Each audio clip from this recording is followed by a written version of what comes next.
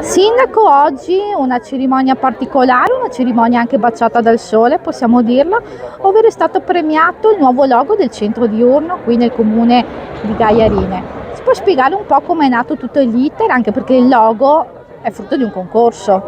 Sì, abbiamo voluto, l'anno scorso il centro diurno ha festeggiato i primi 25 anni di attività e quest'anno, in sintonia con le scuole e ovviamente con Itaca che gestisce il centro diurno, abbiamo voluto dare ulteriore visibilità posizionando appunto all'ingresso del centro diurno, quindi sulla strada principale, questo bel cartello che ho alle mie spalle che rappresenta il disegno vincitore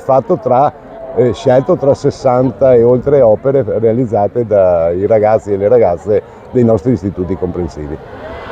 Un incontro tra generazioni, come avete detto insomma prima durante la presentazione. Come commenta questa iniziativa e ne avete in programma altre di simili? Sì, c'è qualcosa ancora per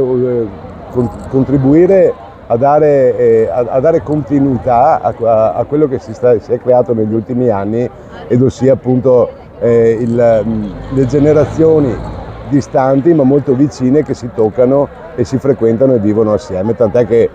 quasi ogni settimana qualche classe, qualche scuola viene in visita, ma non è una visita così istituzionale, fanno proprio contatto con gli utenti del centro diurno, ed è bellissimo lo scambio che si viene a creare tra le due generazioni, dicevo prima, opposte ma molto vicine.